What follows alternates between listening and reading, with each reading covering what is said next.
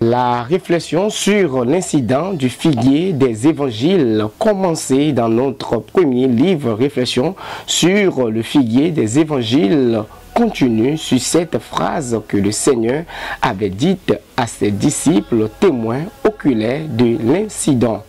Je vous le dis en vérité, si vous aviez de la foi et que vous ne doutez point, non seulement vous feriez ce qui a été fait au figuier, mais quand vous diriez à cette montagne, ôte-toi de là et jette-toi dans la mer, cela se ferait.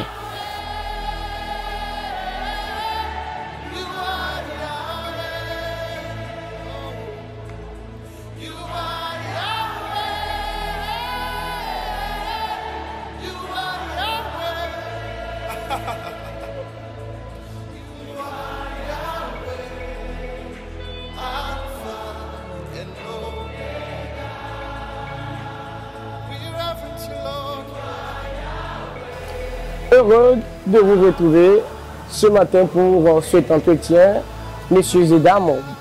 Bonjour, bienvenue à la découverte de ce troisième ouvrage intitulé « Vous ferez ce qui a été fait au figuier ».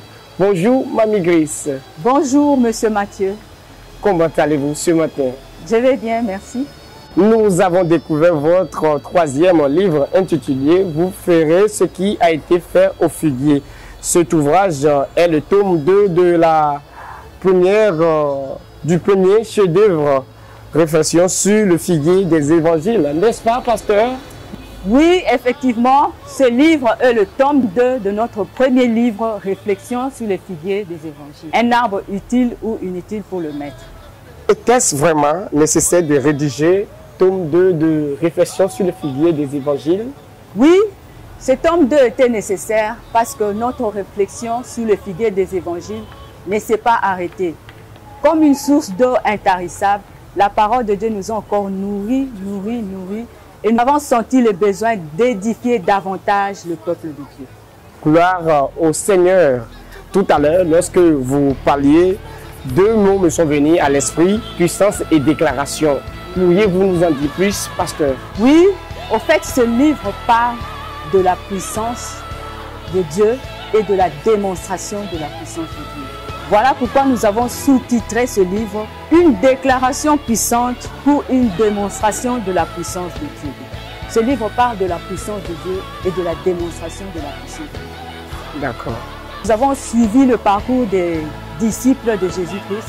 Dans le premier livre, dans le premier ouvrage, nous avons vu que le figuier n'avait pas été un arbre inutile.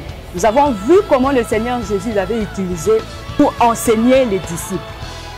Le Seigneur a utilisé le figuier non pas comme un arbre inutile, mais comme un arbre très utile. Voilà pourquoi nous avons trouvé nécessaire de suivre leur vie, leur parcours après le départ de leur Seigneur. Nous sommes allés dans le livre des Actes des Apôtres pour voir le parcours des disciples, principalement de Pierre et de l'apôtre Paul. Nous avons recherché à voir est-ce que le fruit de l'enseignement du figuier a été visible dans leur vie. Voilà l'objectif de ce livre qui parle de la démonstration de la puissance de Dieu et de la déclaration puissante.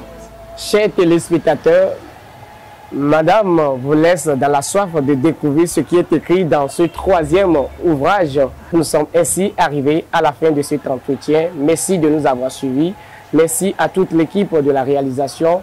Merci à mes collaborateurs. On se retrouve la prochaine fois dans un autre numéro. D'ici là, passez une très belle journée. À travers les pages de ce livre, nous parcourons le livre des Actes des Apôtres pour voir comment cette parole du Seigneur s'est accomplie dans la marche des disciples après leur séparation physique avec le Maître Jésus-Christ. Les disciples ont dû remplir certaines conditions pour être capables de déclarer et d'agir en démonstration de la puissance de Dieu selon le modèle de l'incident du figuier.